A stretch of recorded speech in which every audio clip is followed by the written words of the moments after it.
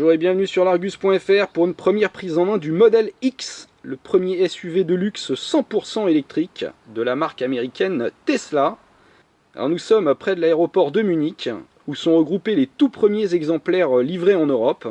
Ce Model X mesure 5,02 m, donc il est à peine plus long que la berline Model S. Par contre il est extrêmement large puisqu'il fait 2,07 m rétroviseur replié.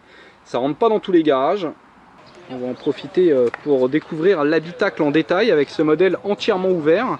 Commençons par le coffre à l'avant, assez spacieux, tout en longueur et relativement profond. Je dirais qu'on peut mettre deux petites valises, taille moyenne quand même. La partie avant ressemble à celle de la Model S, avec des sièges qui offrent un assez bon maintien. C'est des sièges électriques sur cette version. Ici on a les petits seuils de porte X. Là on a une finition carbone Alcantara. Le tunnel central avec des rangements. Des prises 12 volts et USB. Les accoudoirs comme dans la Model S.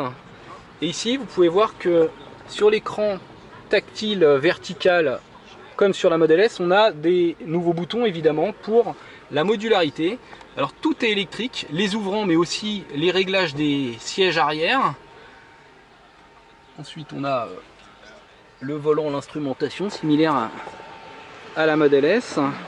Alors voilà les fameuses portes en aile de mouette automatiques avec des capteurs pour éviter de taper contre les plafonds.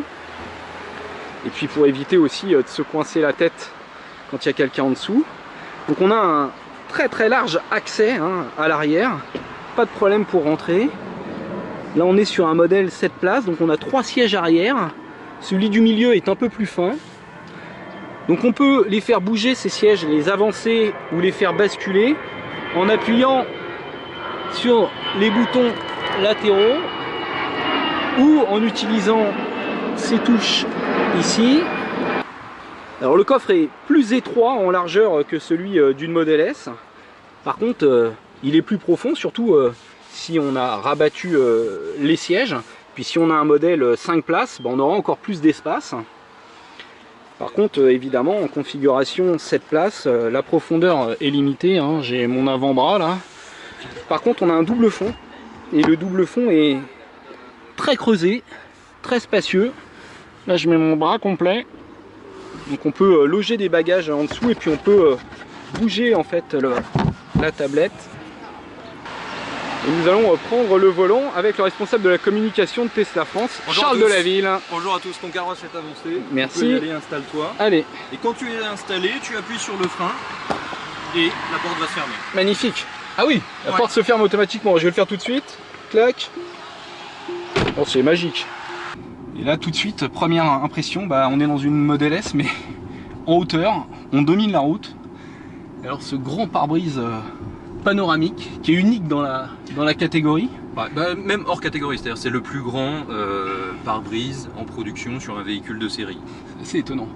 Ah, on a l'option Ludicrous. Tout à fait, on est sur une Model X P90D avec l'option vitesse démesurée. Donc on a le haut de gamme de chez haut de gamme. Tout à fait. Non, 1, 2, 3, je suis à 0 de toute façon. Hop, c'est parti.